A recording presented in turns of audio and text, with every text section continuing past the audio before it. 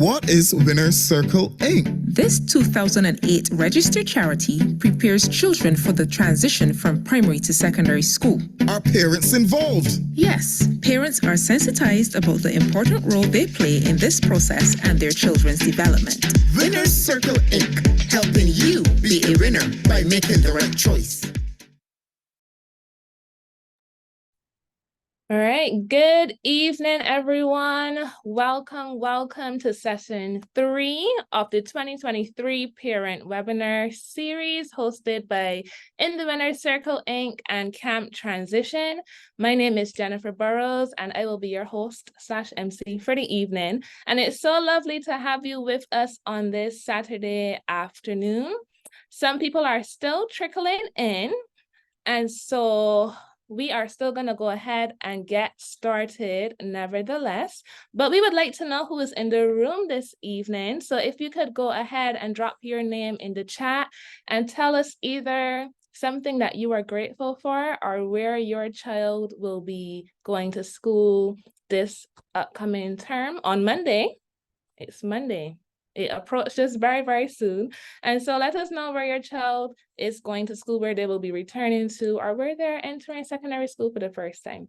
So go ahead and drop that in the chat. Drop your name, something you are grateful for, and or where your child will be attending school this upcoming term. I know this was the last weekend back to school, so I know that everybody was busy running around doing some last minute shopping. I could only imagine what Bridgetown looked like today. And so we know it's a busy time, so it's so wonderful to have you all here with us this evening. So lovely. All right. Who will be the first person to drop their introduction in the chat this evening?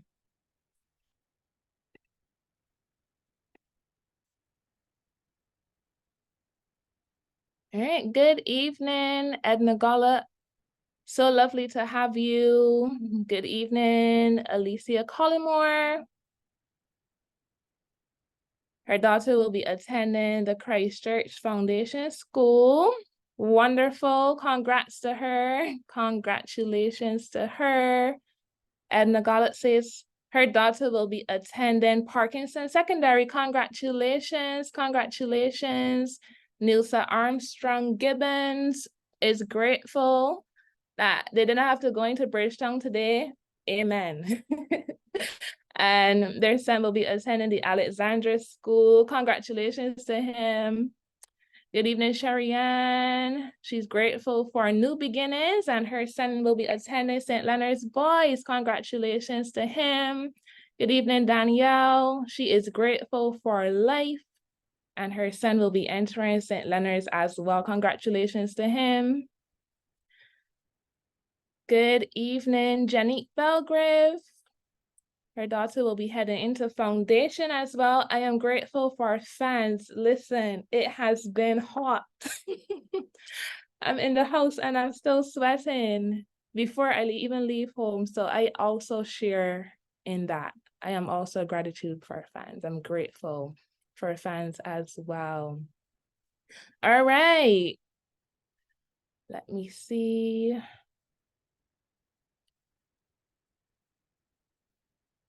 Okay, Carrie is in the house again and again. She says she's loving these sessions. She's super grateful. We are happy to be here as well.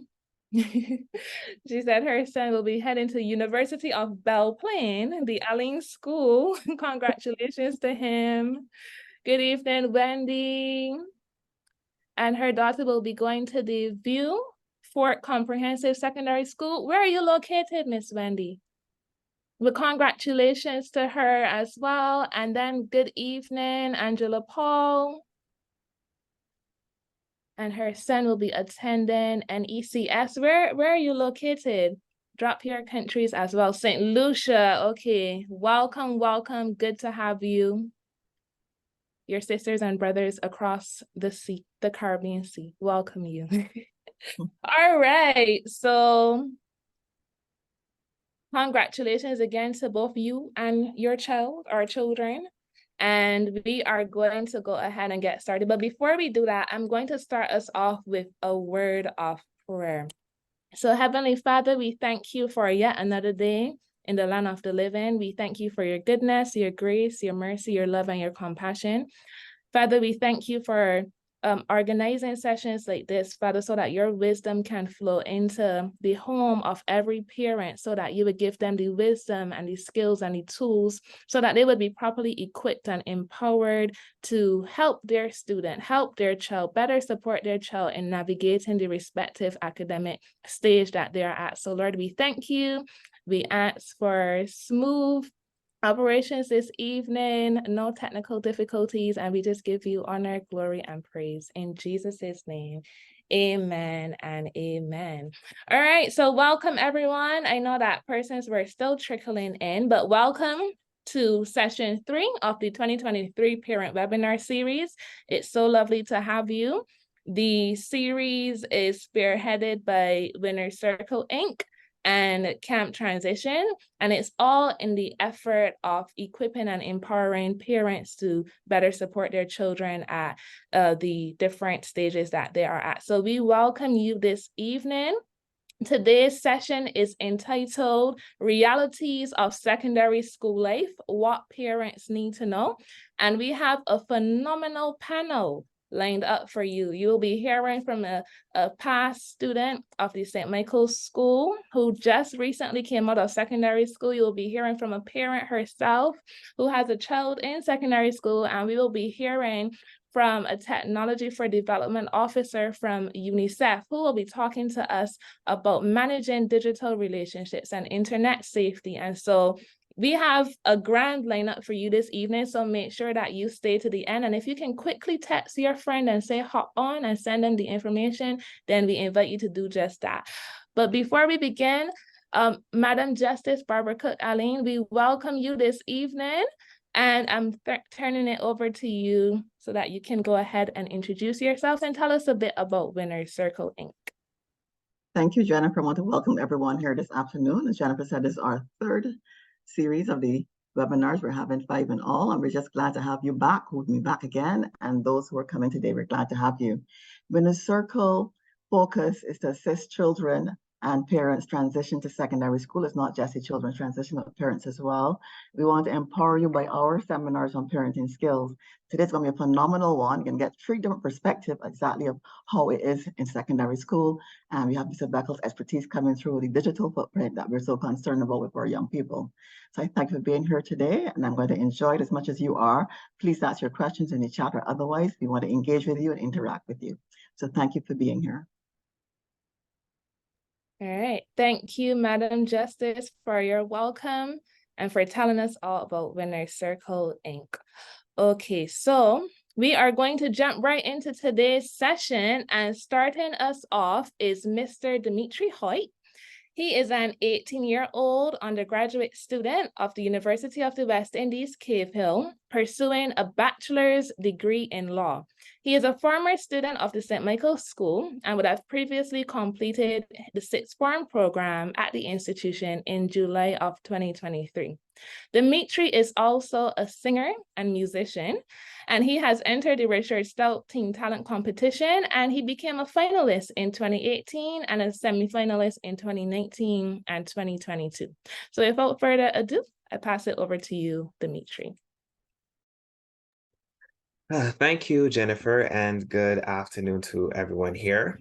Thank you for having me, and I hope that these points that I have are going to put you at ease before the parents, before you start this new journey. So as Jennifer said, I just graduated St. Michael. I would have just done the 6th form program, so I have some firsthand, very recent knowledge when it comes to navigating secondary school and the realities that we face going into the institution.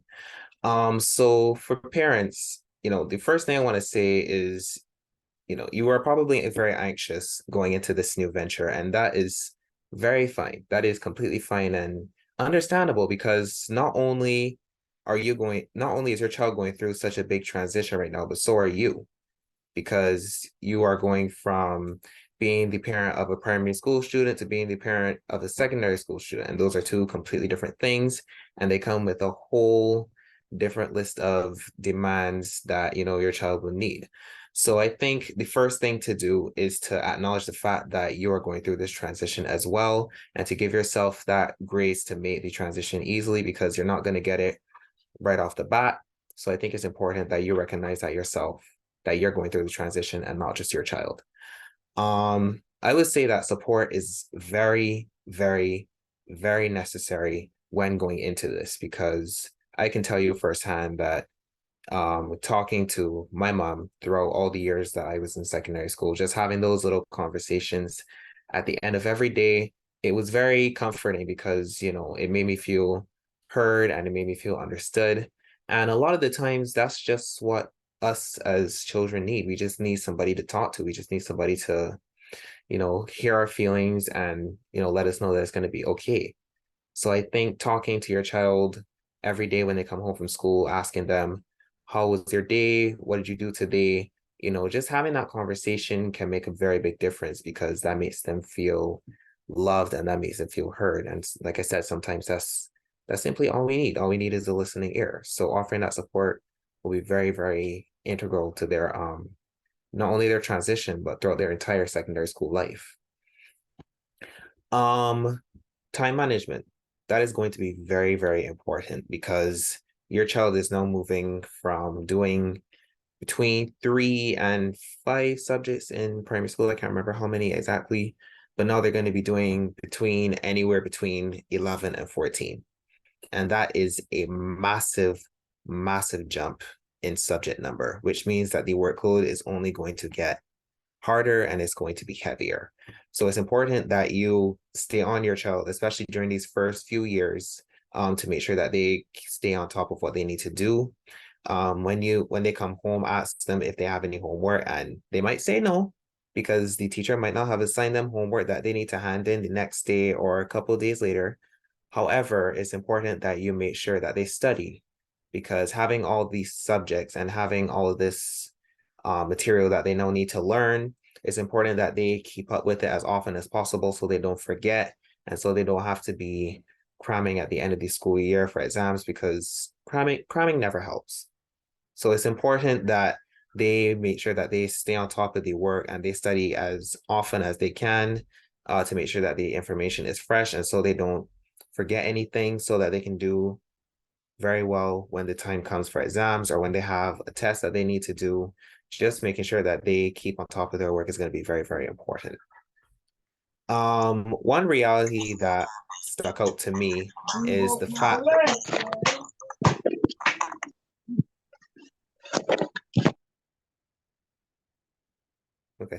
one reality that is very, very important to me that I think I should mention is the fact that now your kids, they're going to be working with a whole bunch of different people and different personalities, similar to how you might be doing at work. And I think it's important that the parents, that you teach your child how to deal with these different personalities respectfully and deal with them civilly, because as we've always been told from the time we were little, you're not going to like everybody and everybody's not going to like you.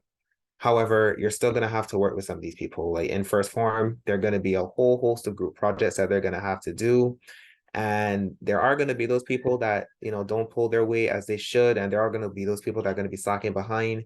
So I think that it's very important that you teach your child how to deal with these people respectfully and make sure that they don't cause any problems that are unnecessary, that are going to cause any friction. Because at the end of the day, going to school and doing these group projects and everything, they're all trying to accomplish one goal, and that is essentially getting their education and learning as much as they can. And you know, we can't allow them to just be distracted by this one person that's not pulling their weight. So I think it's very important that you teach them how to deal with these people, or how to deal with the different personalities as respectfully as they can, and to keep it civil, so there aren't any issues in the classroom or outside the classroom, and to make the project and the school life as, I don't want to say as easy as possible, but as good as possible, let's say, as peaceful as possible. That's the right word. And then finally, I will say I think this is one thing that a lot of parents probably don't want to think about, but the reality is your child is growing up.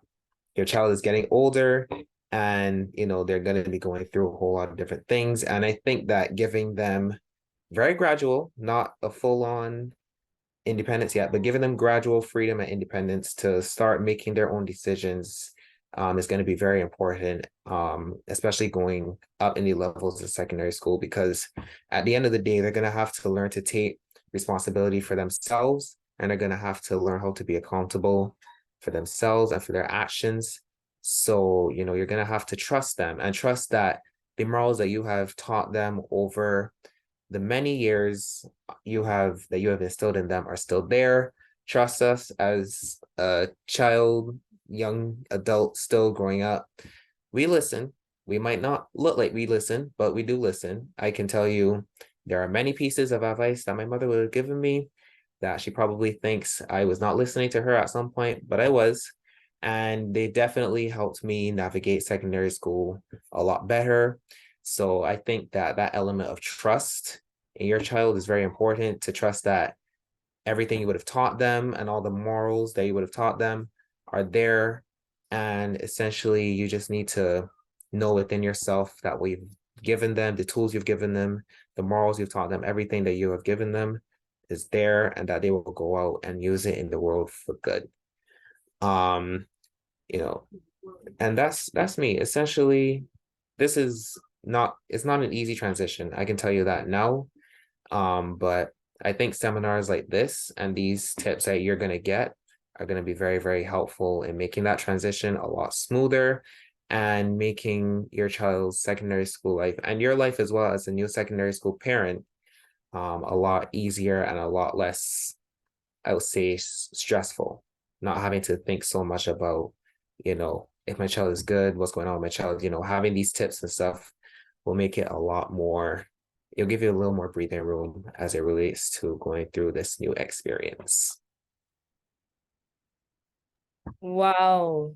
Thank you, Dimitri. That was a very comprehensive and well-rounded presentation. Thank you so very much. Parents, I hope that you have been taking notes of the nuggets of wisdom that Dimitri, as a student himself, have just shared with us all. Dimitri, I know that you have to head out soon, and you won't be able to be present for the panel discussion, well, the question and answer segment, but I just want to ask you one quick question for the parents' sake.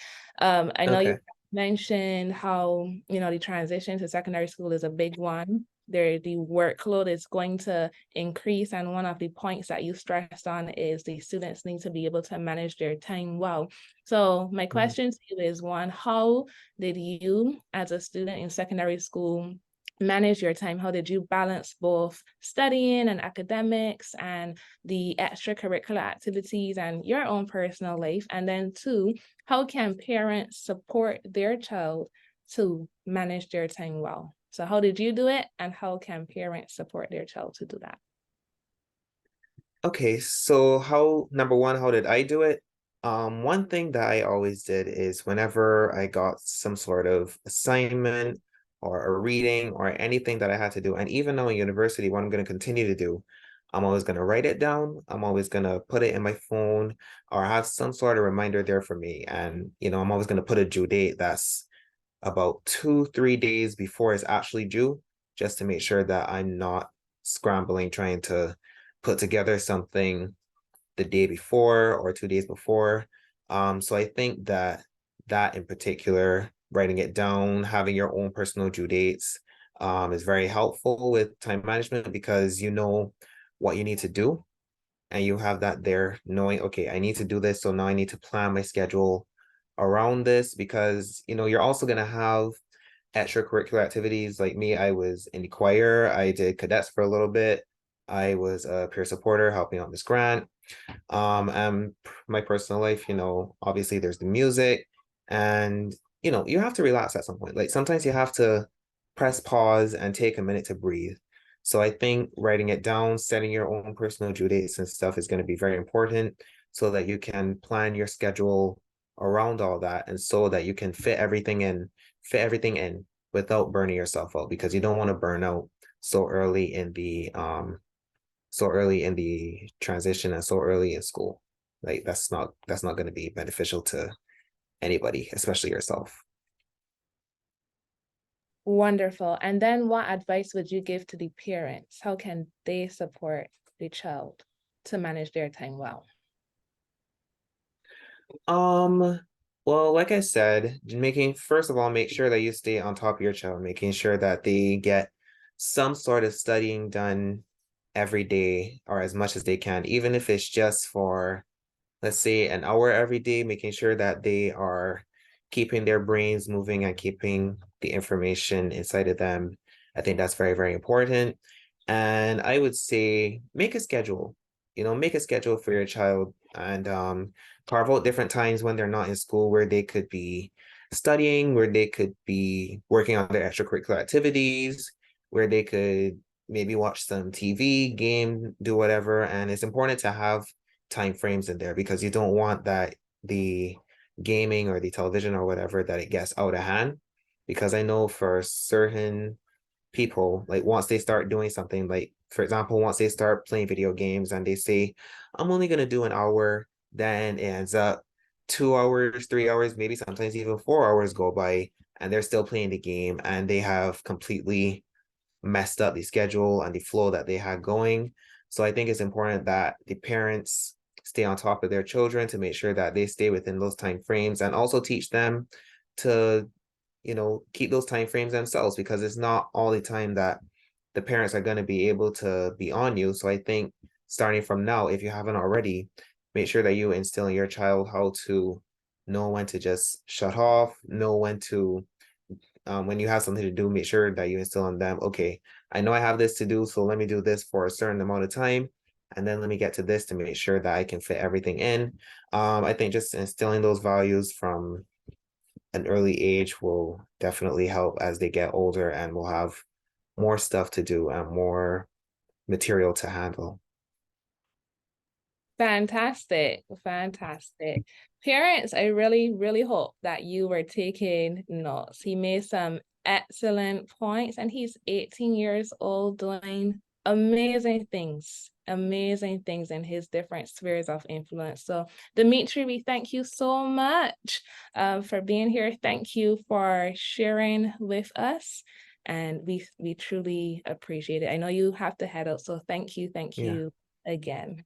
All right. Thank you for having me, and I hope everyone took any little piece of advice that I would have given, and I hope that they'll be able to transfer it into their child now going into secondary school and themselves. Yes, very good, very good. All righty, so we are going to be moving on, and please, if you have any questions, I want you to save those and drop those in the chat, because after the next two presentations, we will have a segment for you to participate and ask any questions, anything that maybe wasn't clear, or anything that you would like to follow up on, or just any questions that you have at all. So please, as the next two presentations come forth, please just write your questions, make note of them so you don't forget them. All right.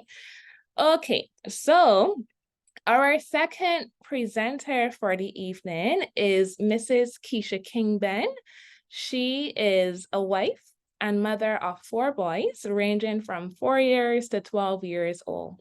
She works with a professional services firm in the capacity as a risk management manager, and she is here this evening to share her perspective on this topic from the parental point of view. So welcome, Mrs. Keisha King-Ben. Okay, thank you, Ms. Burrows, and thank you everyone for joining the call. So my points that I'll go through today are more so based on my experience after my experience I have with my son who just finished first form.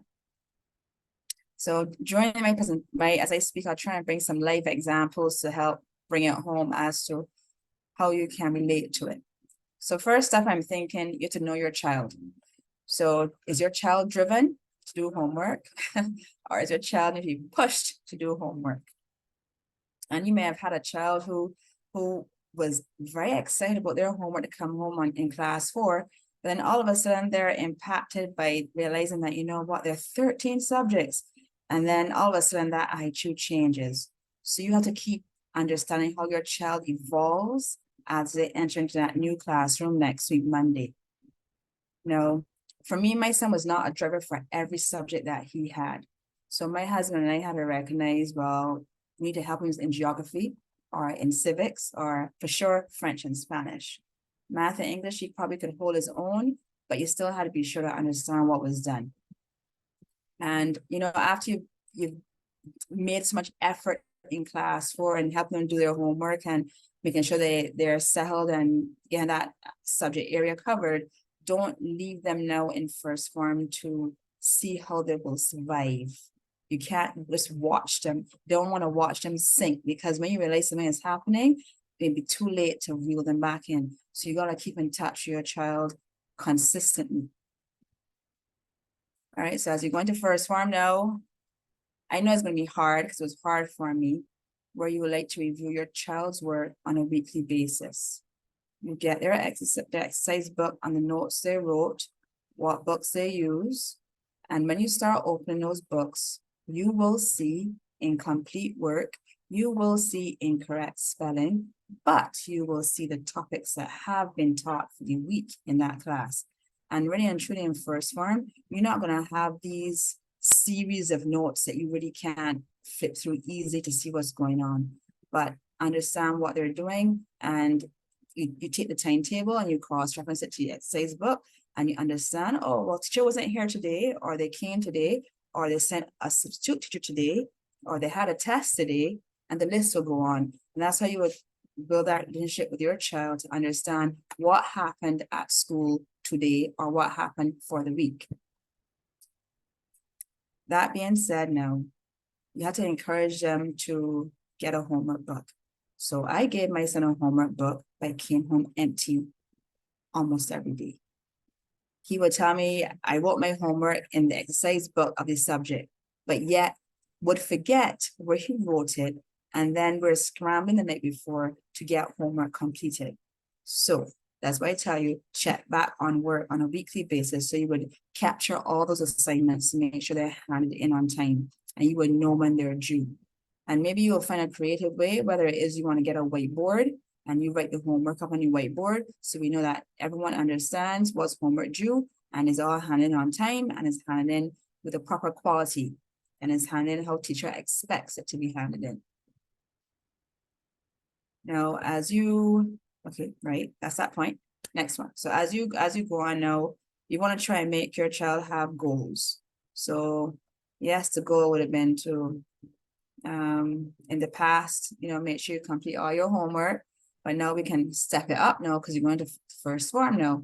So perhaps in the first term, you can get 5 A's, or it could be a goal that's 6 subjects over 70%. Another goal could be no missing of assignments. So you can break down their goals for first form.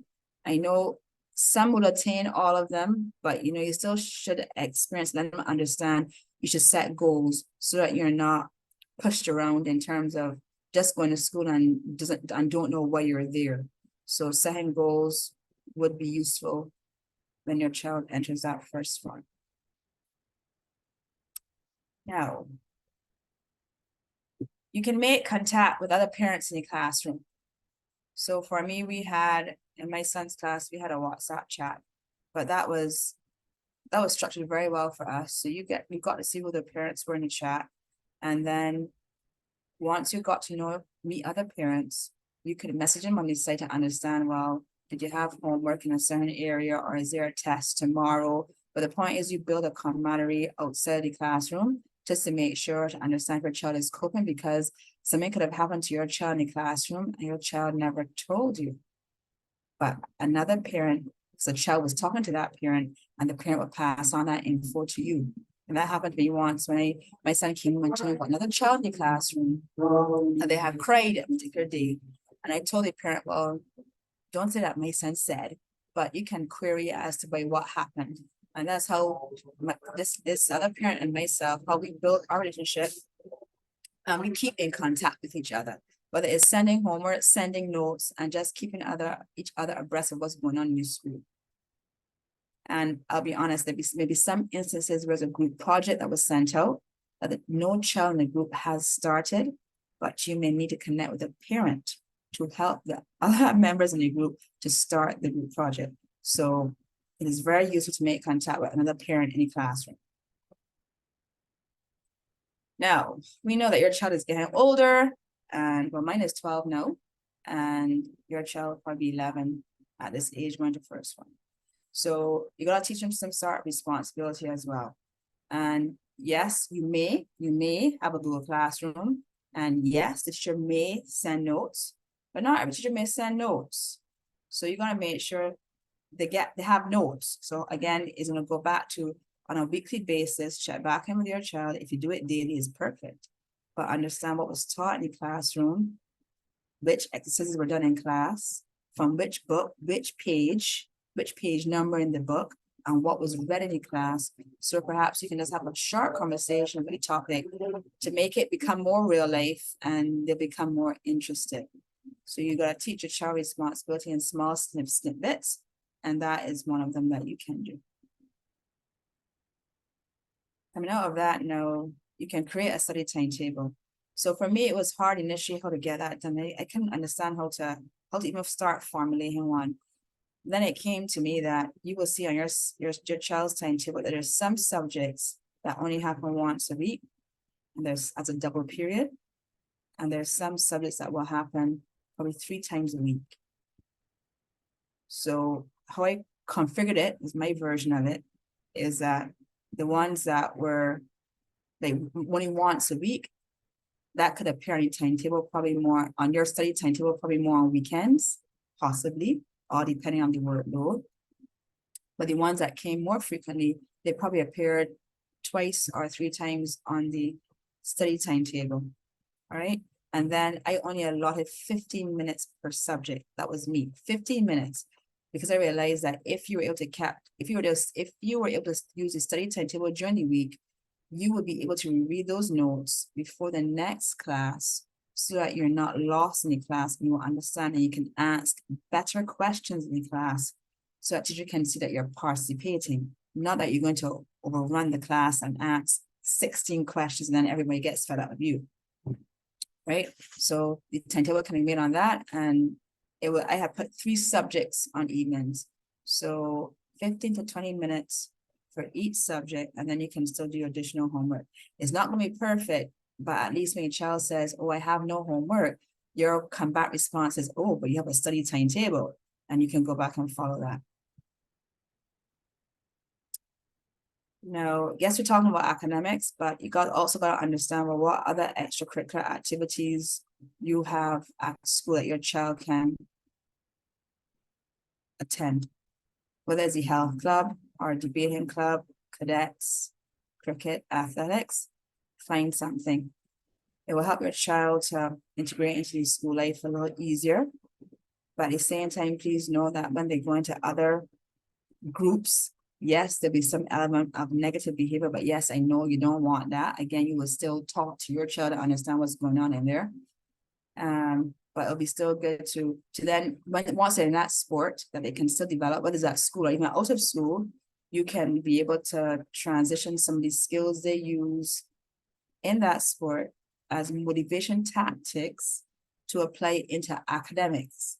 Because remember, our children are looking at, well, majority, I guess, at the tablets, and they have animations. Our teachers in the classroom are not cartoon characters. So therefore, they may not appear as interesting as.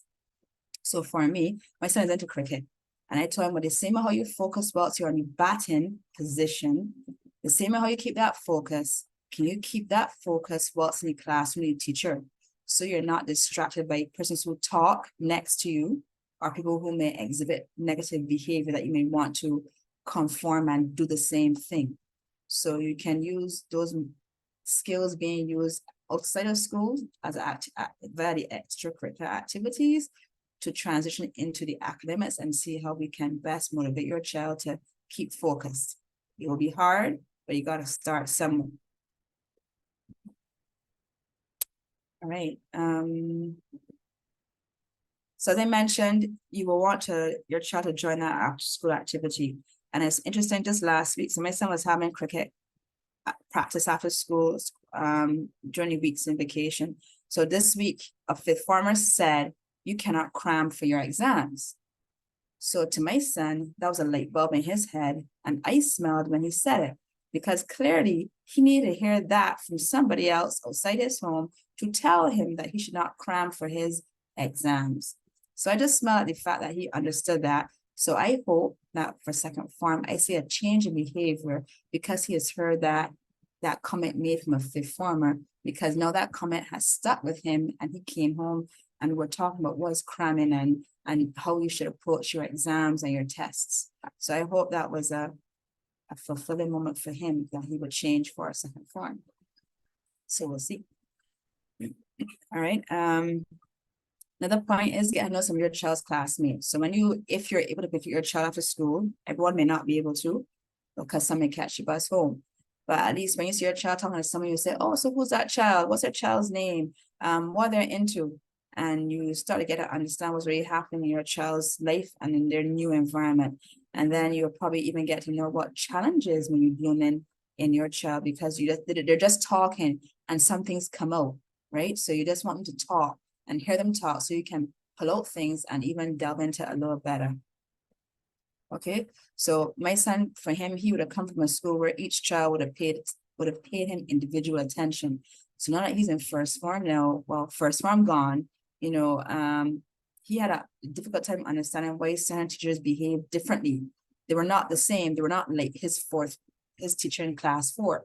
So again, we're talking through that process and him understanding everybody's different. Everybody's not the same. They may have had a bad morning and they came to school with a negative attitude, and they came to the class upset. So he has to understand all these different moving parts in his class, that this is real life now. It's not class 4. And then my last point now is I'll encourage you to attend your PTA meetings. I know they're not always, you may not have a very a speaker that may give you jokes, or there may be speakers that are long speakers. But the fact is that when you go to school, you have the opportunity on that evening, on that weekend, to actually walk around the school and see what's happening in that school environment. So when your child tells you, well, something happened at school by the canteen, you can quickly say, oh, I know what the canteen is. Or there was something happening down in the home ec room. Oh yeah, I know where that is. Or you can say, well, I know, or you can tell your child, well, you know, the pavilion down there doesn't have any lighting. So when you have cricket practice at night, please make your way up to the front of the school. So you get a little idea of the logistics of the school, so you can better speak to your child. And again, it will promote any small talks you have with your child. And again, at PTAs, you may find a teacher that teaches your child there too, that you can meet as well. So you want to increase your network so that you have eyes and ears out for you, that, you know, you can call upon to help you as you traverse through this first form era. And last but not least, encourage your child, empower your child. Do not give them all the answers. Let them talk. Let you hear what they have to say first before you give your answer. And just listen to your child, because it's going to be 3 terms of work, different for you, work that you haven't seen perhaps when you last were in first form umpteen years ago. So you may have to pick up that book and learn how to do math again, or learn how to do geography, because you have to help your child.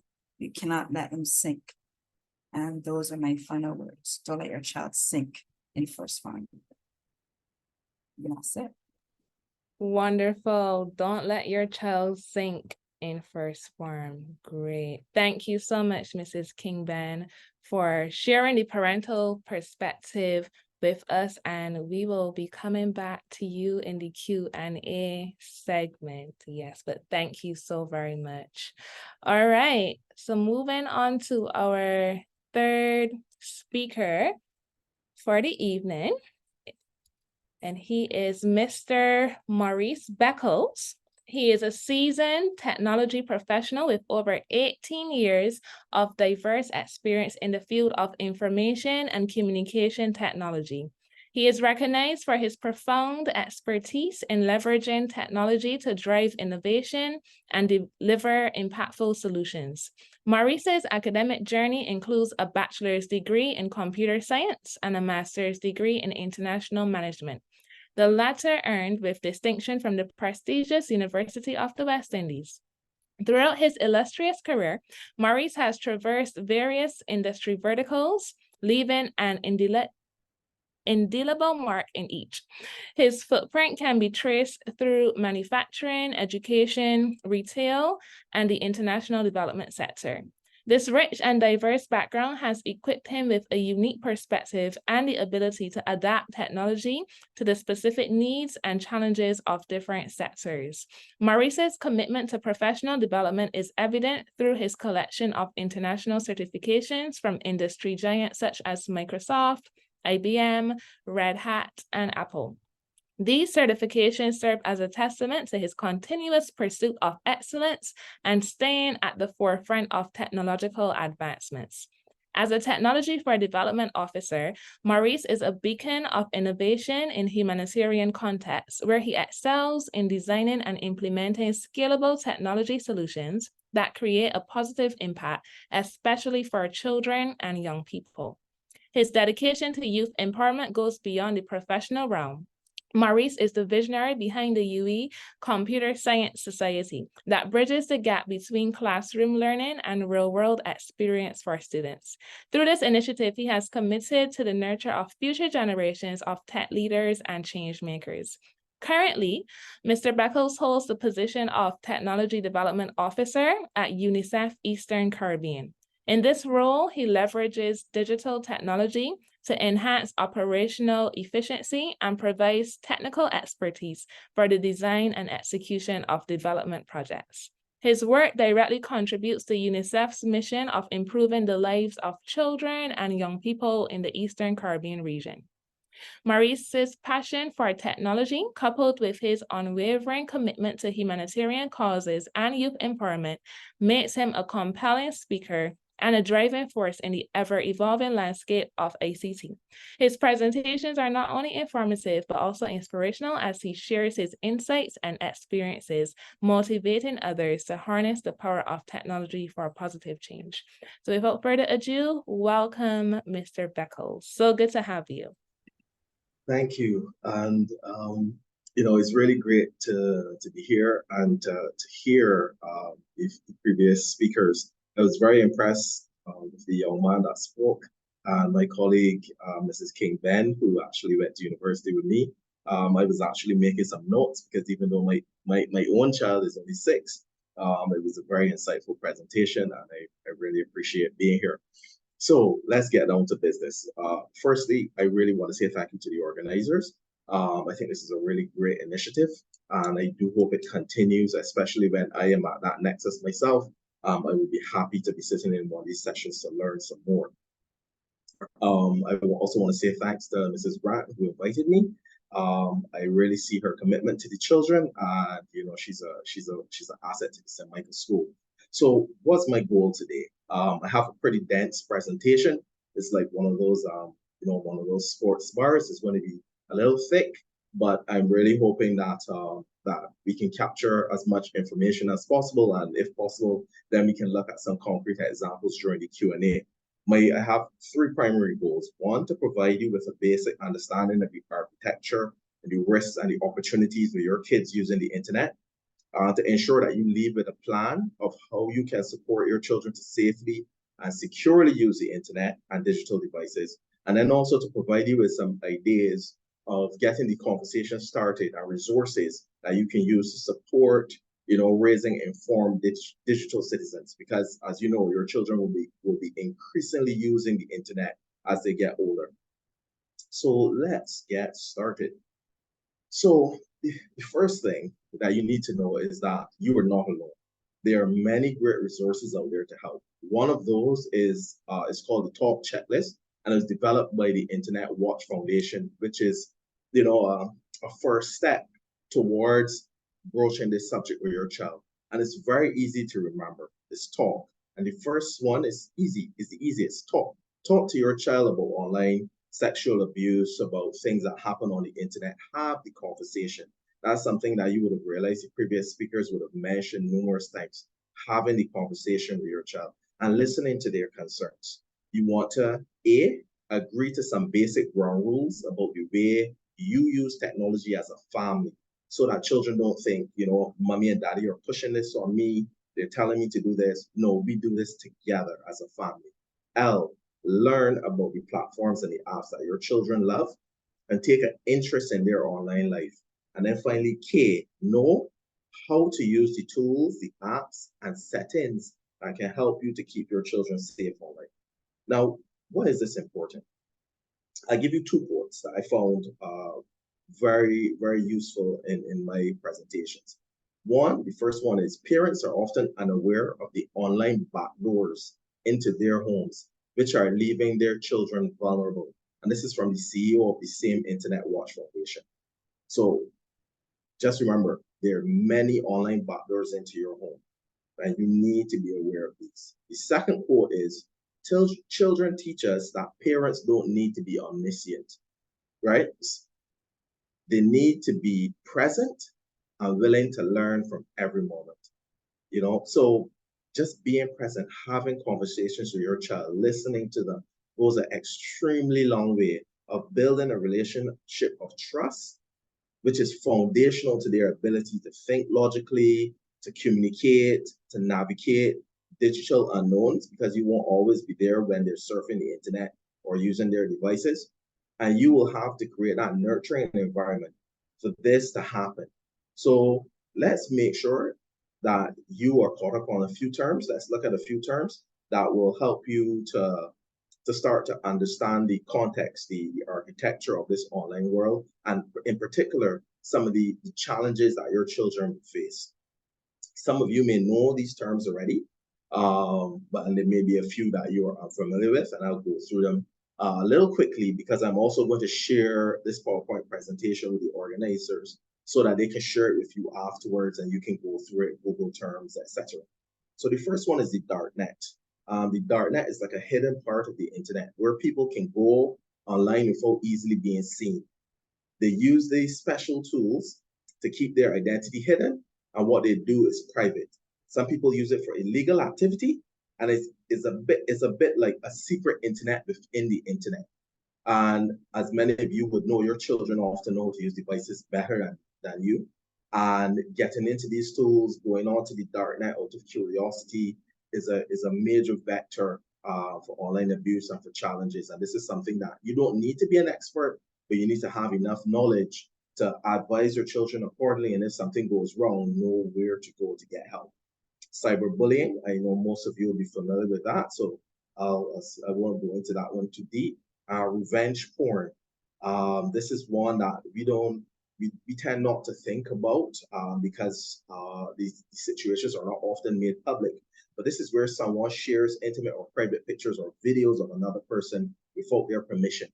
So pictures that young people may have sent between one another, and then the other party is slighted for whatever reason, and they post them online to get back at the person. And this is not only vengeful and hurtful, but it is illegal. And this is something that you have to be aware of. And we're all familiar with online sexual exploitation, where persons try to exploit persons for sexual favors or forcing them into activities online. Grooming is one that I like to go through this definition because it can be a bit subtle.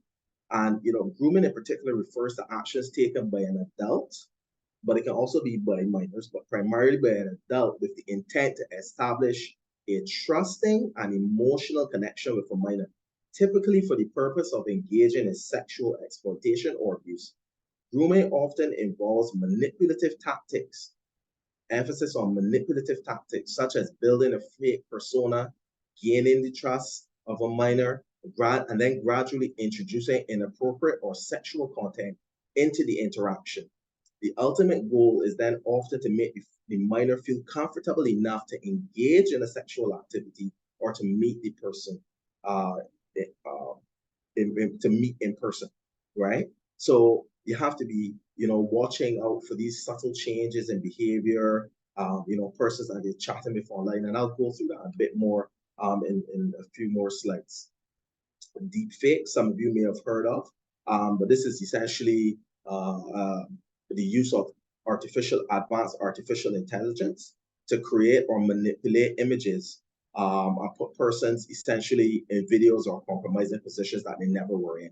So if right now the technology is such that once you have enough video or audio recordings of my voice, you can take this picture and superimpose my face on anybody, any place, and create a video, and it will be as real as I am here speaking to you.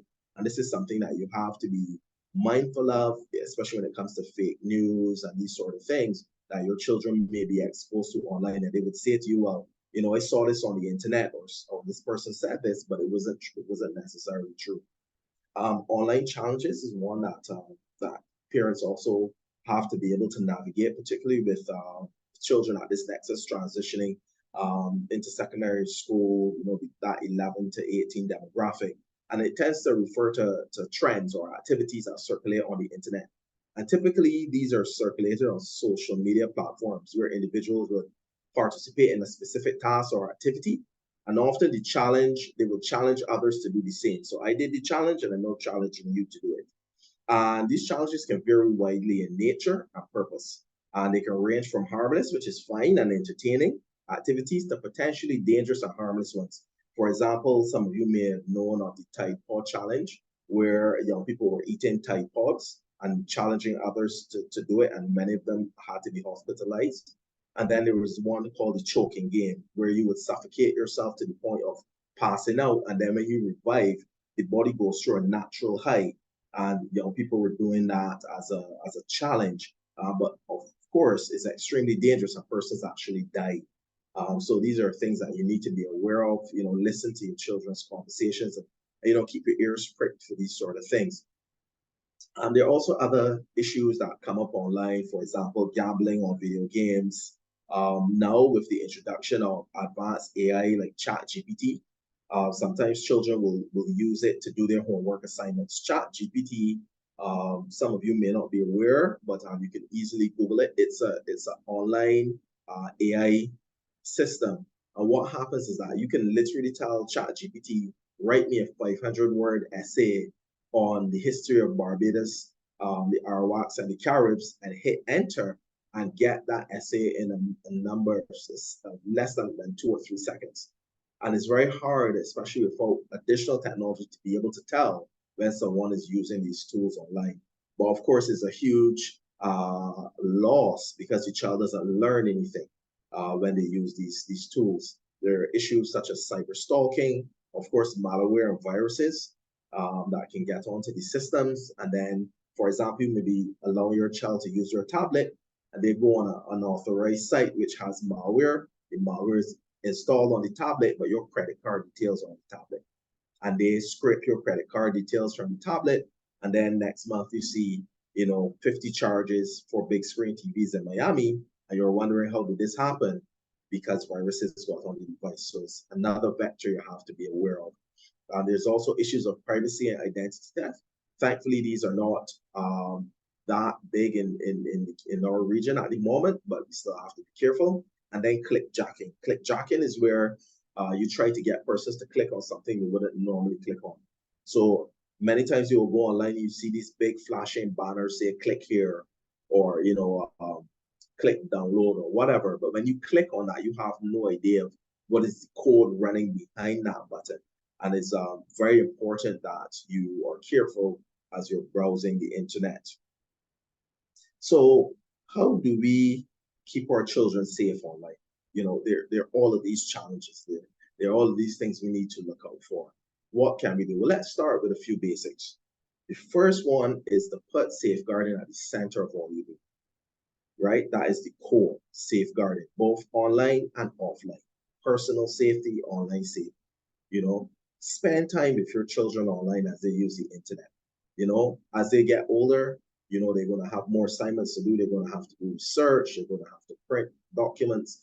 Their internet usage will grow, and you need to be there alongside them for the journey, guiding them gently as they establish their own boundaries and learn how to navigate the internet safely, right? Encourage your child to check the links when they're exploring websites. You know, when you see www.google.com or whatever, if you're going to an online bank, you can see that it's HTTPS at the beginning. If she's telling you that it's secure, different things like that.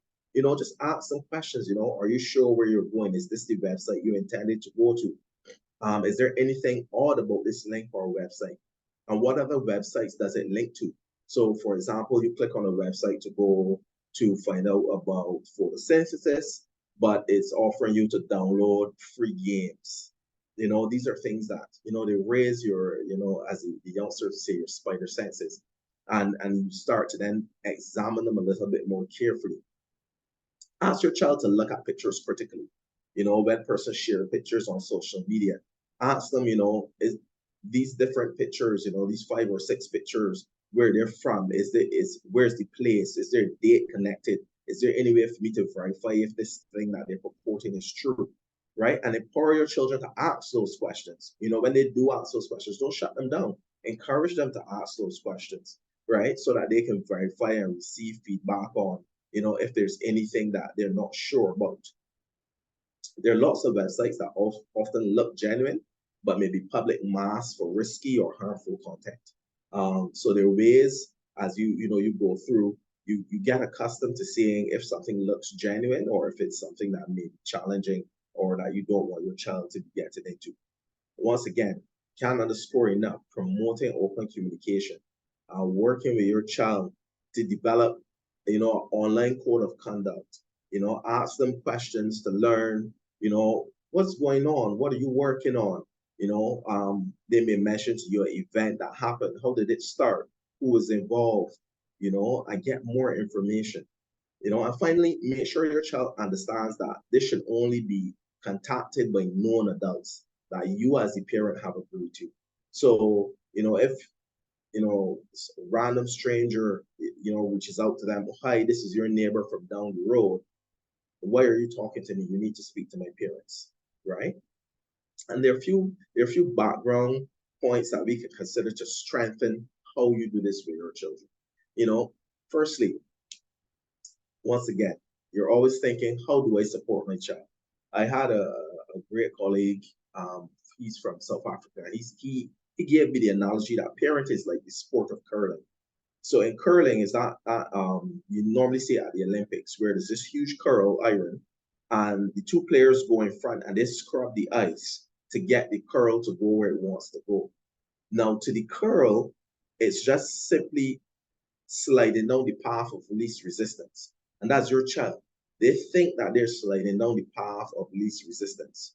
However, it's you as the parents out front scrubbing the ice and creating an environment where bad things are more difficult and good things are easier. And at the end, when the curl gets to the end and it wins the goal, they think I've done this myself. But you as the parent knows that you've been working behind the scenes to create an environment, to create a path that is best for your child. And I think that was a really good analogy. So how do you do that scrubbing? How do you do some that curling? Well, the first one, setting up parental controls. Most devices allow for parental controls, but this has to be balanced against giving your child some autonomy to learn and to grow, because you won't be always there scrubbing. You know, you have the next 5, 6, 8 years to do the scrubbing to get them where you want them to go. But at the end of that journey, they have to go on their own. They have to step out. You can turn on safe search in your browser. That's a really great one. And what it does is that it restricts harmful content from searches. So you might search for something quite innocuous, but it's also linked to some seditious or salacious term. It also brings up that content that you don't want to expose your child to until you've had time to go through that discussion. You can modify the privacy settings on your devices to ensure that your child is not trapped online, or only persons in their friends group can see their online profiles. You know, strangers can't just browse their Instagram if you allow them to have it. That you can, all those settings you can restrict. Another great one is to cover up webcams when they're not in use. I know sometimes you see persons with a bit of tape over their webcam and you think, why would you do that? Well, it is true that a skillful hacker can remotely activate your webcam. And that's something that the user does have to participate in, but it is done through social engineering. So you would go to a website and it would say, hey, click here to download free songs. But in the download, there's malicious code that's running in the background to allow the hacker to remotely activate your webcam. So when you're not using your webcam, some laptops have a little button you can push to close the webcam, or you can use a bit of tape. I know some of the computer stores in Barbados sell these little Velcro ones that you can put on the laptops, or even on the, if you have a desktop. It's not a major thing. You just cover up the webcam when you're not using it. Set up family tech agreements. So agree as a family, we're going to stop using our devices at 8 o'clock or 7 o'clock each night. We're going to try to have conversations at the dinner table. We're only going to look at wholesome content, these sort of things, but do it as a family so that they feel that they're involved and it's not just something that is being handed down to them as an edict. Create device-free spaces. At the dinner table, you may say no devices at the dinner table or in their bedrooms. When you go to your bedroom, you go to rest, you can take a book, no devices. These are all things to discuss as a family, and this also promotes balance, in terms of technology and real life and downtime. Help your child to keep personal information private. Let them know what information they should share with persons. For example, if they have to interact with the police or emergency professionals, teachers at school, but also what information that they shouldn't share with strangers. Help your child to identify, safe and credible resources of information like websites that would have valid information and good digital content compared to others. Always remember that what goes online can't be recalled. So you have to reinforce that with your kids. What you post online, you can't get back. So be very judicious and think twice before you post things online. And then teach your kids to be respectful of the personal information of others. And this is a very key one. We often know when something bad happens, people share it. So, oh my goodness, this happened to John, and you share it with your friend. But you need to think about this. Hey, this is John's personal information. And how would I feel if this was me in this situation and other people were sharing? So teaching your kids to be respectful of the personal information of others is very important in also combating some of the negative impacts of when information does get leaked publicly that really shouldn't have been shared. And then you want to be alert to signs of distress. You would have heard the previous speakers mention about, talking to your children, listening to them, and these sort of things. You want to really try to be in tune with your child and have a strong relationship. Everything is built on your relationship with your child. So if you notice that your child is becoming withdrawn or upset, secretive, or obsessed with online activities, if you notice, that their device usage rapidly increases or decreases, or that they delete message history. Some of you guys use WhatsApp, and you know that you can put on disappearing messages, where after a certain time, your messages disappear. Why would my 12-year-old, 13-year-old, 11-year-old need to use that? I want to have a conversation about that, right? If your child starts to exhibit emotional responses or elaborate emotional responses to what is happening on their device, it might not necessarily be something that's happening to them, but it may be something that's happening to another child. Persons are posting it online, and you want to be able to advise them adequately, like, this is not something you should be sharing, this is hurtful to the person, these sort of things. If your child hides their screen or device when others are near, or especially when you are near, then that needs to be a discussion. Or if you realize that their social media accounts are changing and new ones are appearing, these are all, signs of something may not be right.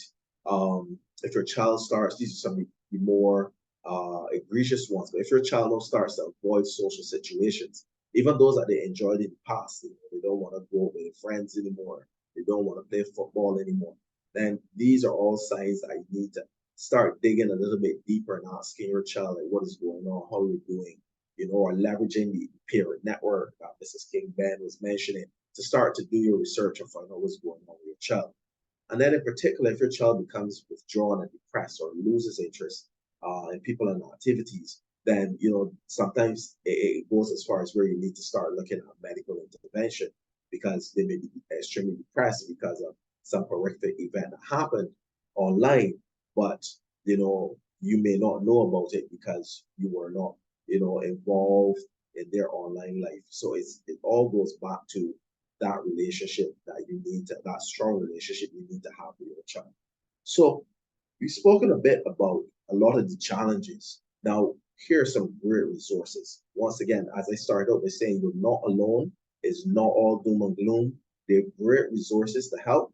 There are great networks to help. And as you go along, you will find that you start to pick up a rhythm and are able to have the conversations and know how to configure your child's devices or what to look for so that you can assist them, right? It's really about you assisting them, that curling analogy, paving the way as they go forward, So there are a few great ones. UNICEF has a lot of resources online about protecting children, ITU, the same talk checklist from the Internet Watch Forum.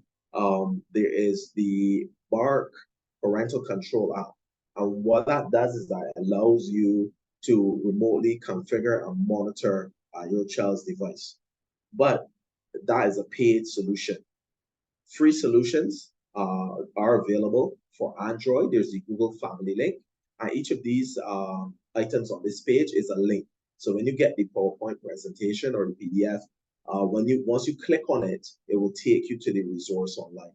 So there's a how-to of setting up Google Family Link. I have it for my son, he's 6. It doesn't allow him to install anything on his tablet. I can set the amount of hours and what days he can spend on his tablet, and it gives me information anytime something goes wrong. There's also parental controls for Apple devices. And then most of the popular social media sites do have information online guiding you both as a parent, as a child, stay safe on the platform. That includes WhatsApp, YouTube, Instagram, and TikTok. So the key here is figuring out how to ensure a balanced approach, how to make sure that your child can access interesting and entertaining content while mitigating the risks of using the technology itself, right? There are lots of online resources such as online, art and creativity classes, learning apps, libraries, games, STEM resources, coding, virtual museums, etc. You don't want to deprive them of these resources, but at the same time, you want to be able to balance the risks of negative actors on the internet. So I know that was a big part. There's even if you can even go deeper in terms of looking at, there's lots of online research that you can do and learn more about how these vectors can affect your child and how you can protect your child. There are tools such as using VPNs, which stands for virtual private networks, to prevent persons from being able to connect to your devices at home. But these will take, sometimes an hour, 2 hour long workshop. But the great thing is that there's Google, and you'll have this presentation that you can go through and look at these resources online. I'll stop here and say thank you guys for your attention. I know it was a bit thick, especially for non-technology persons. And I hope that the information has been valuable.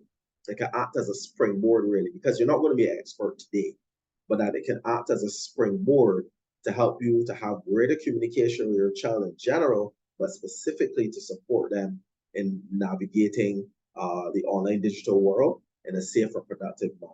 And there's one last thing I wanted to promote, so UNICEF does have a platform called YouReport, which is a social messaging tool and data collection system to improve youth, to allow youth engagement, inform leaders, and to foster positive change. And it'd be great for you, especially as parents, to just jump on to YouReport Barbados and see some of the questions that are posed to young people and the responses that they give, because it gives you an idea of what children in the island are thinking. And if your kids are old enough and they have their own devices, it's a very safe platform. You can also allow them to use it because it can be another conversation starter. I'll stop here. Thank you so much. Thank you so much, Mr. Beckles. Not only did you inform us and educate us of so many things that we need to know, but you also give us the different tips and strategies on how to navigate the digital space. And so thank you so very much for your time in doing that. Thank you. Okay, so we have some time for some Q&A. And as I would have told you some minutes ago, to start to jot down your questions, the questions that you would have had for either Mrs. King-Ben and her perspective as a parent whose child is in secondary school, or any questions that you may have had for Mr. Beckles. So I'm going to give you some time to start dropping your questions in the chat.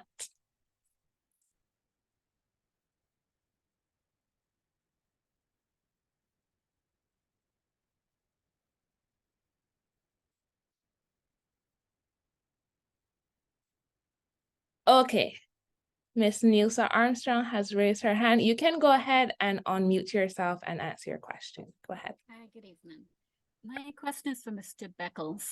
You had mentioned very briefly about a 1 or 2 hour workshop for parents, which I understood would help us configure our children's laptops, etc., to be more safe. Could you elaborate a bit more? Oh, sure. So what I had meant was that, for example, to really go into teaching parents how to manage the devices can take as long as a 1 or 2 hour workshop. We've done several events in the past, the university and others. And this is something that we definitely will look at doing in the future, or even a circle may be looking at doing that in the future. But it's definitely something that parents need to, it takes time to learn how to use the devices. And it's something that definitely we will need to support parents with, being able to manage the devices. Thank you. And I'm very interested. So as soon as you'll get that organized, sign me up. Thank you. Wonderful. All right. Are there any other questions? You can go ahead and raise your hand. You can drop your question in the chat if you are unable to mute yourself. Unable to unmute yourself. And while you're doing that, just a follow-up question from Miss Neal says, are there any, and this is to you, Mr. Beckles, are there any private networks, VPNs that you would recommend to Bajans? I'm not entirely sure of the jargon and all the specificities, but does it have to be local, something that you apply for locally, like a Barbados provider or a Caribbean provider, or could it be international? Sure. So there are many on the market. There's ExpressVPN, NordVPN. There's some that are specifically geared for children. And essentially all it is, it's an online service that you will sign up for. You will download the app and install the app on your device.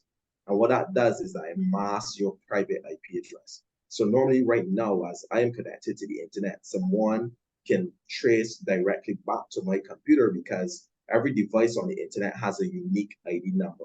That's what's called your IP address. What a VPN does is that it masks that. So it prevents persons from being able to connect to your device. And in some cases, they offer additional services, such as they will monitor the network traffic coming to and from your device to look for things like viruses, known sites that may be, pornographic, or provide, material that's just not child suitable, and that's a service. And it's I'm trying to remember, it's not terribly expensive. I think it's about NordVPN is about $100 to $200 a year, but you can shop around. They're roughly the same. It's just you're shopping around. Okay, thank you. I did have one question from my colleague about how did she manage time with her sons, because I have one and I struggle to manage time with devices, etc. So even homework, I'm struggling. So I'm curious about how you if you have a system for managing time to ensure that you can capture each of those activities and check up over. All right, so yes, we have 4, and all 4 have homework. So daddy would take one child. More so right now, we have a child who's in class 4 now too. So daddy takes that child and goes through homework. And I would take the one going to second form. And it's challenging. So recently, my mom, she would take the 3rd child and she would do reading with the child on the phone, because she doesn't live in Barbados. She does reading with him on the phone. And the last child, she may help him along because he likes to catch up with the other 3. So therefore, he's as if he's learning with what the 7-year-old is learning. So the 4-year-old will catch on easy, and he's so eager to see others doing homework that he wants to do homework himself. So he's doing homework too. So he gets his time, and he wants to know when can he get a chance. So it's not specific every evening. It may change. It all depends what subject it is. So if the first one has music, that means daddy will do music. If it's civics, daddy will handle that too. I may handle geography, math, English, and languages and sciences. So it all rotates, all depending on the topic it is. But the thing is for 2 of us, we have to stop work at a particular time to do it. If we start work at 6 o'clock, we will not get it done, because we gotta leave home by 6:45, 10 to 7. So we have to make a conscious effort. We gotta start work by a certain time, more so like at 4 o'clock, if possible. When they go to bed, we gotta pick back up work. So it is challenging, but we have to make it work each time, because if we don't, then you see it appearing in their schoolwork. So it's a considerable effort, and it is tiring, but we have to make it work because they can't sink, remember? And we're doing pretty okay so far, but we gotta have this mental strength to start back the week now, because the 4 children are going to school for second form. So we have to push and mentally push and make our mind that we have to do it. It has to be the norm, or not, it's not gonna work.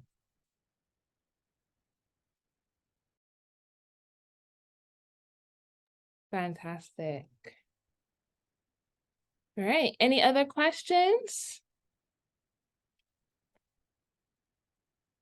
Maybe it's that the panel did such an amazing job. You answered each and every question that everyone have. Okay, Yvette Ford, you can go ahead and unmute yourself. There's also one in the chat as well. Okay, great. Hi, good afternoon, everyone. I thought this discussion was very interesting. My son, he's going into 4th form, and I live abroad, and according to Keisha, he is sinking. I cannot find the methods of motivating him from here.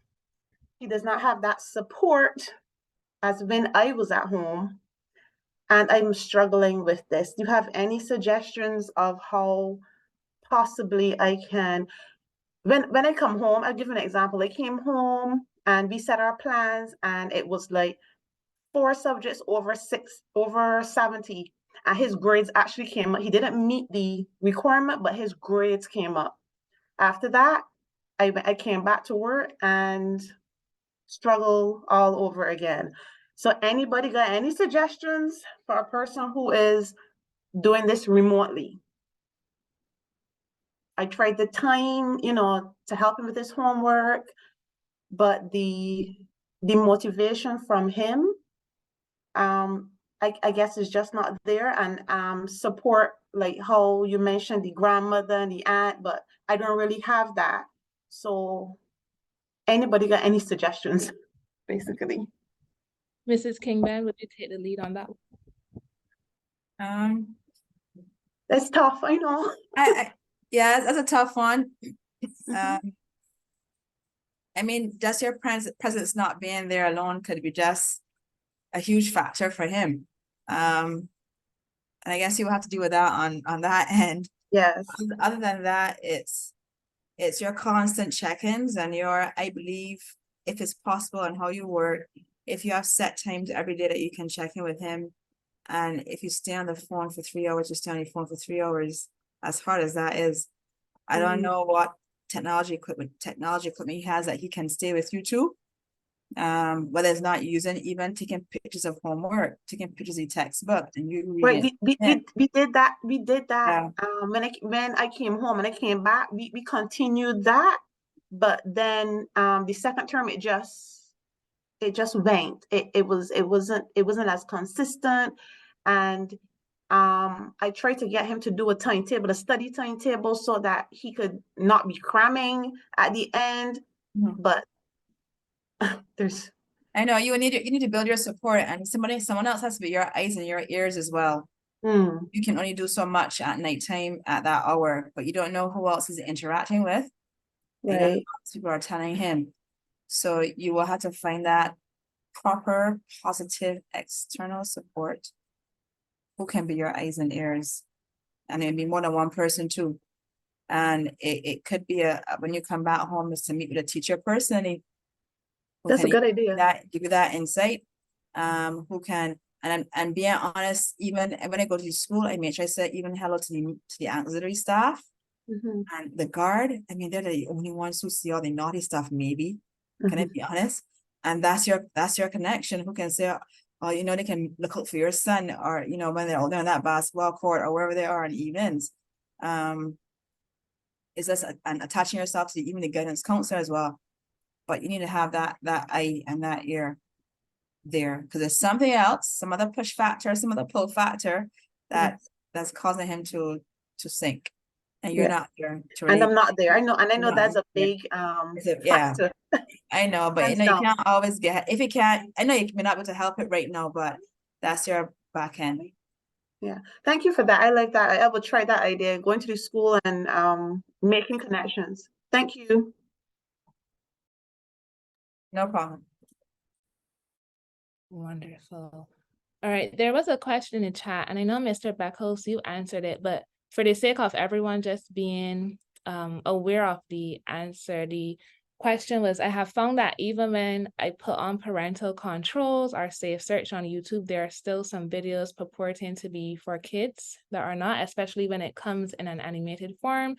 So the question was, is there anything that I can do to prevent this from happening? Mr. Beckles, could you just elaborate on your answer?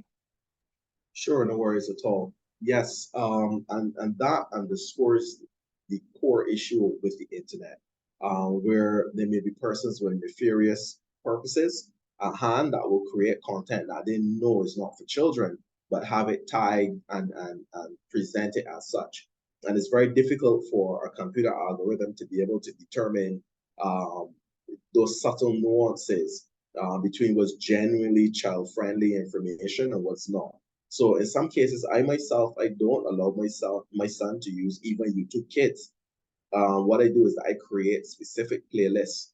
I grew up, with Sesame Street, Fraggle Rock, and some of these shows that, they have a fairly standard curriculum, and I know they're enjoyable. And even some of the newer ones that he may like, the Ben 10 and Paw Patrol and these sort of things. So you create the playlist, and then you set that playlist for them to watch during their device time. So if I know I'm giving him an hour, I can create a playlist that I know runs roughly an hour. And when that playlist ends, that's it. I take the tablet and we go from there. But it allows you to then curate. Yes, it does take a bit of time, not that much time, but it does take some time for you to go and curate the types of videos you want your child to watch. But there's unfortunately no way around that at the moment. Over. All right, there's another question. The individual says, I have a son now entering secondary school and he has ADHD, and this is extremely challenging. Any suggestions on how to deal with this? Because it's very stressful, because his attention level is so short and his focus is very low. So Mr. Beckles or either Mrs. Kingben, any suggestions? My only input here would be, because this is a specific case and you need expertise. I know there is, I'm trying to remember, they're in Haggett Hall to the, if you're heading north to the left of Tri-Marge. It's the Barbados, I can't remember, but they deal specifically with learning challenges in children. And I found them to be very, very insightful. But I think the key is to have a professional advice. Is too important to guess. I would say the key is to have a professional advice and then take their recommendations, involve the teacher and involve the wider family to help the child to find ways to cope in those particular contexts. I see someone is saying is the Caribbean Development Center. It's something like that. But yes, over from me. Mrs. King-Ben, anything to add there? No, nothing to add right at that moment, but I agree with what Mr. Beckles is saying. Okay, wonderful. All righty. And then I guess there was a kind of a follow-up question to the previous one about ads appearing only when children are watching. Maybe they've already put on that safe search, but the ads are still coming up. So is there anything that we can do to protect ourselves against this? Well, we actually have a really great loophole. In the fact that YouTube ads, we don't get YouTube ads once you are appearing in Barbados. So for example, if I'm just browsing straight from my home internet or anything like that, you are not going to get ads. Sometimes with the VPN, yes, because the VPNs then are going to have you appearing in the United States and other places. And for that, there are tools called ad blockers that you install on the device, and then what they will do is block the ads. In some cases, some still get through. And one of the key things is I don't allow my son to use the tablet or any device with headphones. So I'm always listening as he's on the device, so that if I hear anything that's out of the ordinary, my ears perk up and I know, hey, one moment, let me see what's going on there. And then if it's something that he saw that was inappropriate or that I think deserves further conversation, then I pause the video and we have a discussion about it. And then we move on from there. But I think as Mrs. King-Ben was keep mentioning in terms of not allowing them to sync, the one thing is that there's no way around it. You have to spend a significant amount of time with your child. There's no substitution for it. Yeah, over. Right. All right. So the name of the institution that Mr. Beckles was mentioning is the Caribbean Dyslexia Center. Thank you so much, Jay Belgrave, for dropping that in the chat. Thank you. Thank you. All right. Seeing that there are no more questions, I will ask my final one and then we will wrap up. Okay. Renee Squires took it from me. Go ahead. You can unmute yourself and you can ask that question. And this will be our last question for the evening. It wasn't really a question, but what I wanted to share my experience as diagnosed with ADHD, studying wise, and for the parent, you have to know your child.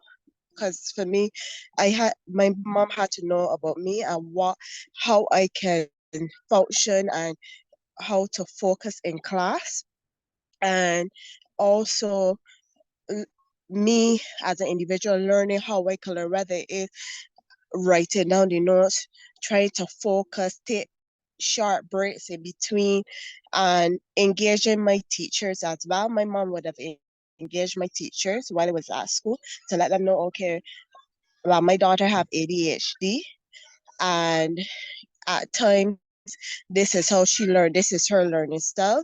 So engaging the teacher, also helping the child, the students to incorporate techniques to help them focus in the class. So I just wanted to share that from my experience. Yes, thank you so much, Ms. Squires. Thank you, coming from someone who has navigated that challenge yourself. Thank you so much for sharing with the parent. That was very helpful. All righty. So we have almost come to the end of session 3. And once again, I just want to extend my gratitude on behalf of Winner Circle Inc. and Camp Transition to Mrs. King Ben, Mr. Beckles, and Dimitri Hoyt, who isn't here at the moment. But thank you so much for coming in and taking time out of your very busy and demanding schedules to come here and share with us and just share the different tips and the strategies that parents can use. This was very helpful. I have so many notes here, and I am not, you can't see it, but I'm not a parent, but I still was able to take so many nuggets from your presentation. So thank you very much. We appreciate it. And just to make everyone aware of the upcoming sessions that we have, as you know, we are on this series, and today was session 3, and upcoming next week, Saturday. Can everyone see my screen well? Okay, great. So coming next week on the 23rd of September, Saturday, same time, 4 p.m., we will have the topic Emotionally Intelligent Parenting, and this will be led by Mr. Tony Alton, who is an executive leadership development trainer, coach, and mentor. So you could go ahead and screenshot this if you're on your phones, or just grab a quick picture. And then on September 30th, the topic will be You, Your Child, and the Law, and this will be led by Madam Justice Barbara Cook Allen herself. And so you can go ahead and screenshot this as well and make sure that you share with your friends and any parent who you know could benefit. We also have a quick form, a very quick feedback form that we would love for you to fill out. You have listened, you've been here, you've hung out with us for the past hour and a half-ish. And so you've listened, and so we want to hear from you. We want to hear how the session was for you. What are some things that we can do to improve for next time around? Things that, you know, you enjoyed. What were your key takeaways? What would you have liked to hear about? Were there any questions that still remained unanswered concerning the topic? Go ahead and please fill that out. It's only like 2 minutes, more like a minute and a half, but you will take your time to fill that out. And I want to pass it over to Mrs. Grant, who is the founder and director of Camp Transition. She is here. So welcome, Mrs. Grant. I'll allow you to go ahead and introduce yourself and tell us about Camp Transition before we close. Okay, good afternoon, everyone. It was really delightful to sit and listen and watch as the experts share from their practice or even their own expertise. There's so much to learn, and we must always be in a position of readiness to accept lifelong learning, even so to speak. Now, Camp Transition, we started in 2010. It came out as a product of a book that I co-authored, Entering Secondary School. I just hold it up here, Entering Secondary School. And after we wrote that book, we recognized that we needed something more. Children needed something more. Parents needed something more. So we added Camp Transition the following year. The book was in 2009. Camp came out in 2010. And as a result of that, we started having webinars for the parents of the campers. And we found that that was really insightful. It was something that parents look forward to, and the children look forward to camp. We started with 1 camp, but now we have 3 camps going. The first camp, the junior camp, is for those who are entering secondary school. The intermediate camp is for those children who have entered secondary school, did at least 1 year, but are not performing at their optimum. What has happened is that some of them have started out struggling, And we want to make sure that when you start struggling, you don't feel that you have to continue in that vein. So the camp is used, the intermediate camp is used as an interventive tool to redirect, refocus, help that child refocus so that they can really make a fresh start. And then the senior camp is for those from 13 to 19 years old, just the teenagers, where we look at a career and educational planning focus, because we must recognize that as children get into the senior part of school, they should be looking more towards career and planning the career. Once we have done the career assessment, which will help them to see what kind of clusters they're in, career clusters, we then work backward in terms of how are you going to get there? What kind of qualifications are required? Which universities or colleges or polytechnics would offer the best training? And then we work backwards to secondary school. What subjects should you be selecting in full form, so that we get children pretty much on a path towards a goal that they would have set. Okay, so those are the 3 camps that we have going. We have been having the camps at the St. Michael School for the last few years. We would have started at the First Baptist Church, and we got a little too big for that space, and we moved to the St. Michael School, which is central, and I think that children do enjoy it there. So I want to really thank you for coming out, all the participants as well as the contributors, the speakers, and we want to really hope that all of us have benefited greatly from what has been shared. We want to thank Winner's Circle for joining with us this year, partnering with us this year, and making sure that we get the information out. I would like to implore everyone, though, to find at least 2 people that you can bring on next week. About 2 people. Just bring 2 people. If everybody here can bring 2 more people, we will be good. Okay, we want to fill up. But we're not distressed by numbers, because if everyone here has benefited, we have really surpassed our goal. Okay, so thank you so much, Jennifer, for the opportunity to share about camp transition, and I do thank each and every one of you once again. So God's blessings on each and every one of you. Mr. Beckles, thank you so much. Keisha, thank you so much. And Dimitri, in his absence, thank him. Thank you, ma'am, for sharing and telling us about the transition. Madam Justice Barbara Cook-Alene, I'll pass it over to you to also give your closing remarks. Thank you, Jennifer. I want to thank the panel. Exceptional presentation. I'm a parent of 3, and I learned a lot more from listening to all of you.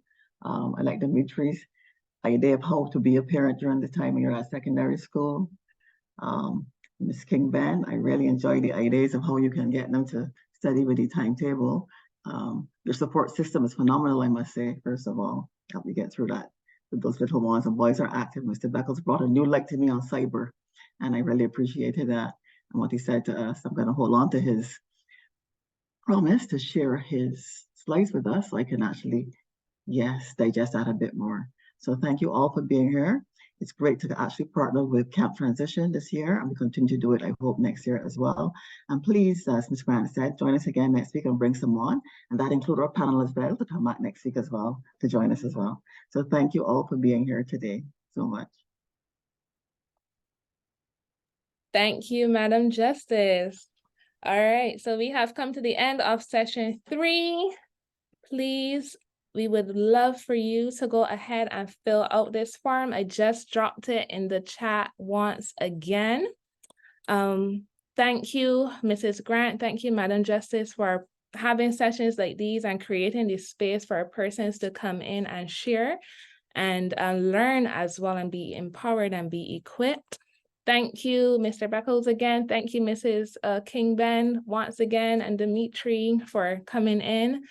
Attendees, thank you so much. We love the participation today. We love the questions. And I think, shout out to, I think it was Miss Renee, who would have also, shared on her navigating her personal experience, So we thank you all for being such amazing attendees, such amazing participants and hanging out here with us. Reminder, our next webinar is coming up next Saturday on emotionally intelligent parenting. So don't miss out on that. The recordings of the sessions are readily available. So go ahead and send an email to jenjburrows@gmail.com if you would like a recording of any of the past sessions that we have had. And lastly, as Mrs. King-Ben would have said, and Mr. Beckles, and I think Dimitri too would have been, have a strong relationship with your child. If there's one thing that you take away from this evening, each of the speakers would have stressed, have a strong relationship with your child. That's your child. That's the one that you've been blessed with to nurture, you know, and to see them succeed in life. And your support to them and the type of relationship you have with them, the dynamic, you know, of being that supportive parent, you know, being the one that loves them and cheers them on, that is going to be necessary to their success. So that is what we are going to leave you with this evening. So have a wonderful rest of your weekend. Have a wonderful next week. The children will be back into school, back out the houses again. And we just pray and wish a safe and successful term on all of your students. All right. So have a good evening, everyone, and good. Bye. Good evening. What is Winner's Circle Inc? This 2008 registered charity prepares children for the transition from primary to secondary school. Are parents involved? Yes, parents are sensitized about the important role they play in this process and their children's development. Winner's Circle Inc. helping you be a winner by making the right choice.